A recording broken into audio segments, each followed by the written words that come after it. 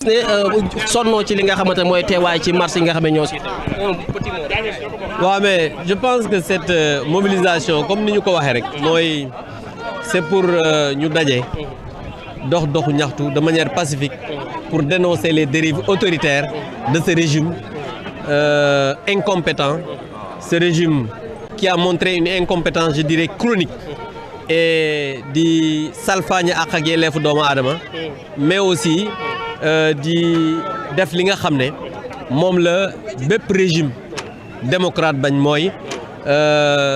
bëgg a tëj képp koo xam ne yaa ñu wax lu contraire ak li nga xam ne moom lañ bëgg et je pense que loolu dafa doon loo xamante ne nii képp koo xam ne démocrate nga war nga ko xeex képp koo xam ne tu es un républicain war nga ko xeex ñun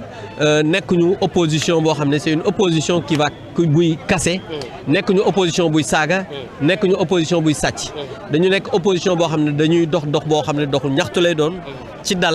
ci njëkk ak teraanga pour que les libertés ñu respecté ko pour que la liberté d'expression ñu consacré ko mais aussi li nga xamante ne nii moom la sénégalais bu nekk démocrate bu nekk war a xeex muy démocratie parce que dañu wax ne régime bi depuis 18 mois ñu nekk fi amul benn xeer boo xam ne teg nañ ko fi loolu sax nit ñi mën nañ ko accepter mais yow non seulement xamoo ne xamoo ba pare bëgg a salfaañe ak yelleefu doomu aadama je pense que loolu nit koo xamante ni il est censé warul mën a sax xalaatee noonu moo tax ñuy wax ne aussi sénégalais yëpp dinañu ànd ak ñun tey ñu doxu ñaxtu ci njëkk ak teraanga mais jox leen un avertissement parce que li ñu gis bërki Dembo Ndiaye loolu lu ci régime dictatorial yi rek lañ koy gis mooy dem ci ay entreprise de presse fekk fa ay journalistes monoté leen jàpp leen et à la fin de la journée on les a relâchés. looy tontu ñuy wax ne lii yëpp mbooloo bi yëpp opposition milliardaire la gëmuñu leen maanaam dañoo débloqué. waaw xam nga fi mu toll nii ñoom xam nga borom gémmiñ naaj di wax jàmm aujourd'hui ñoom non seulement ils sont au pouvoir mais ils sont dans l'opposition parce que non seulement teguñu xeer aujourd'hui économie bi tey la dund gi gën a metti tey la dund gi gën a cher sénégalais yi ñu leen di taxe yoo xamante ni la loi qu'on a votée le 25 passé montré na ne ce régime là non seulement amuñu ay xalaat pour indi li te ni nii moom mooy économie endogène bi ñuy wax mu générer ay ressources mais dañu nekk dans l'opulence dañu nekk dans l'arrogance dañu nekk ci li nga xamante ni moom mooy tële boo xamante ni am na fu mu commencé waaye amul fu mu yegg merci. mu nekkoon honorable député Abdou Mbow ñu daal di beneen intervention ñu ngi lay nuyu bu baax a baax ziarte bu baax a baax alhamdulilah dañ lay bàyyi rek nga def benn intervention. waaw jërëjëf. mobilisation bi ñu jël la naka nga gisee mobilisation bi est-ce que mbir mi bett na la. waaw mais mobilisation bi mucc na ayib am na solo lool toutes les forces vives de la nation sont là présentes aujourd'hui taxaw war a jàkkaarloog nguur gi parce que li fi nguuru Pastef bëgg a jaay danañ ko jënd ba mu mat mais nag ci yar ci tey ci tekk ak ci tey ñun duñu xeex duñu toj duñu saaga mais li ñu constitution bi may ak yelleef yi nga xam dañ ko def ci constitution dañ ko jël ba mu mat sëkk moo tax ñu woote tey alors rassemblement bu mag bi nga xam ne Fonds pour la défense de la République moo fi nekk moo fi woote tey te yaakaar naa mobilisation bi am na solo te duñu bàyyi dara dañuy continuer parce que tant que le pouvoir ne va pas reculer nous on ne reculera pas duñu nangu ñuy salfaañe ak yelleefu doomu aadama yi li xew barki dem RFM loolu musiba la dictature la li xew keroog 7TV seen dictature rampante maa ngi ko doon wax nag taskatu xibaar yi nee naa leen nañu booloo def benn dank jàkkaarloog nguur gi parce que nguur gi xamul négocier rapport de force la xam ku jaamarloog moom mu dellu ginnaaw boo jaamarloog moom mu joggi la daal lay nappaaje daal lay yàq ba pare tëj la moo tax. ñenn ñuy wax ne maanaam mbooloo bi du maanaam litige ci askan bi mais benn parti ñoo booloo rek wala ay politiciens yoo xam ne ça n'engage pas la société noo koy jàngate. mais ñiy wax loolu mais dañuy wax lu leen neex rek fii kenn fay fi kenn jox fi kenn junni kenn sololu fi kenn t-shirt kenn forcé wul kenn ñëw c'est un élan populaire pourquoi parce que askan wi dafa sonn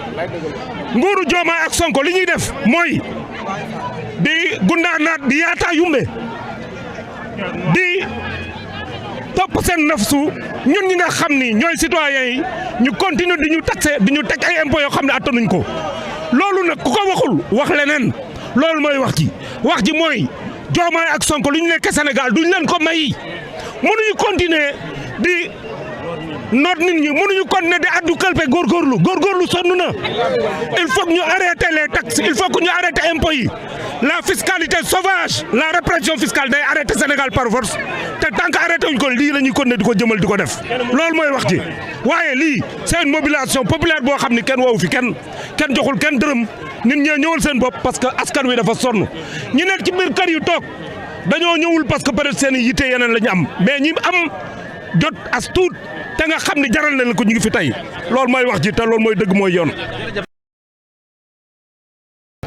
Sénégalais bu ne war na ko dugal ci boppam te kenn ku ne war ngaa def lii sa xeex. visiblement gis nañ ne commencé gul mais mbooloo bi xaw na takku par rapport yenn manifestation yi doon gis il paraît que askan bi dégg nañ message. waaw mais askan bi dégg nañ message bi parce que tey coono bi ñuy dund ñëpp a ko bokk di dund kon nag véritablement li nga fi gisagum nii comme ni nga ko waxee tuuti la rek ndax nit ñaa ngi ñëw ñëpp ñu ngi jóge dans tous les départements de la région de Dakar ngir ñëw def xeex bi benn xeex parce que nit ñi comprendre nañ coono gi ñuy dund nii nekk na loo xamante ne buñ ci taxawul ngir mu dakk wax dëgg yàlla dina continuer te su boobaa day gën a naxasal su réew mi day gën a sonal bani aadama yi kon nag ñun ñëpp ñu tous nous sommes là pour que véritablement régime bi mun a bàyyi xel ci coono bi nga xam ne askan bi mu ngi koy dund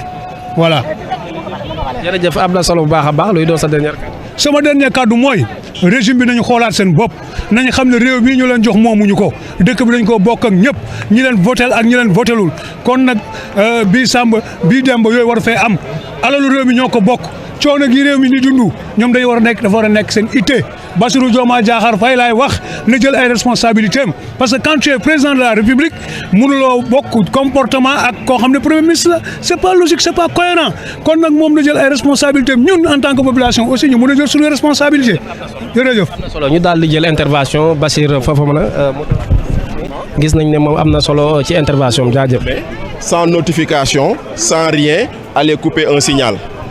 c'est de l'illégalité donc nag képp fépp foo xam ne nit bu fa demee am na possibilité mu ñëw taxaw wone naqarlu boobu noonu dañ ko fi wone nous acteurs de médias ñun ñoo fi war a jiitu parce que démocratie amul te liberté d'expression kenn consacré wu ko démocratie amul te liberté d'opinion kenn consacré wu ko te ku jéem a noot média da ngay xam ni day ngay jéem a noot démocratie donc loolu moo tax les acteurs des médias doivent être les premiers à venir répondre à la sollicitation du FDR qui avait d'autres motivations mais c'est normal parce que marche bu amee ku nekk ak lu la fa indi am na koo xam ne dafa ñëw pour dénoncer la vie chère am na koo xam ne dafa ñëw dénoncer les arbitrations arbitraires am na koo xam ne dafa ñëw dénoncer leneen am na koo xam ne dafa ñëw wax leneen mais ñun acteurs des médias buñ fi ñëwee dañoo war a ñëw au nom de la liberté et de la démocratie. Mais aujourd'hui, ce qui est reproché pratiquement à l'opposition, je vais dire, à toutes les forces, par exemple, qui s'agitent et qui réclament peut-être un redressement de ce pays. Oui. Le prétexte avancé actuellement par le nouveau régime, c'est qu'ils ont trouvé ici un régime qui a été pratiquement en ruine, un pays vraiment déboussolé, un pays où il y a beaucoup donc à refaire. Est-ce que, à votre niveau, ou même au niveau de l'opposition très globalement, est-ce qu'il n'y a pas urgence à avoir ou même faire preuve d'un peu de patience, bon, comme ils le disent quand même. xam nga bu ñu la joxee kër boo ñëwee fekk kër gi salte baleel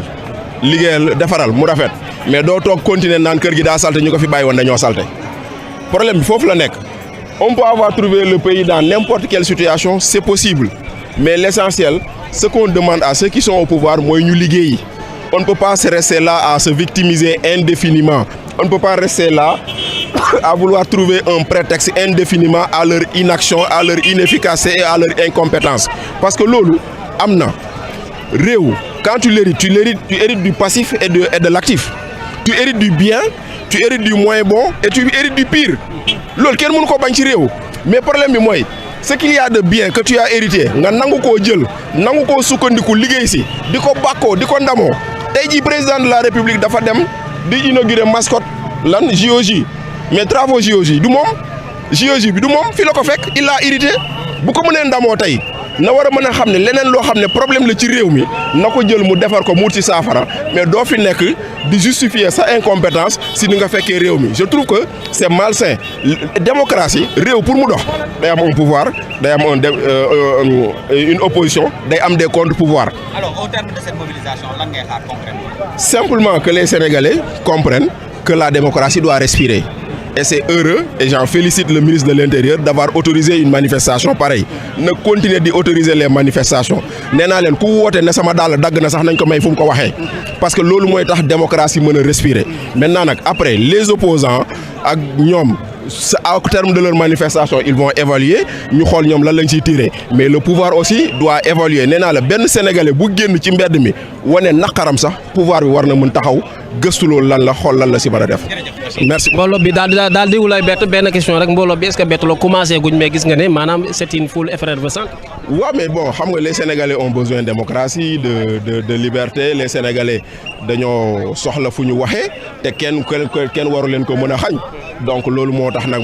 maintenant aujourd'hui nañu xam ni bon ça c'est parce que quelque part également c'est un signe que les sénégalais am na lu ñu leen métti te ñu ngi koy wane. déedéet waru fa dugg jërëjëf. am na solo bu baax a baax muy Bassirou Fofana ñu daal di jël yeneen intervention yoo xamante ne ñeel na li nga xamante ne moo jëm ci wàllum li nga xam moo ah waaw.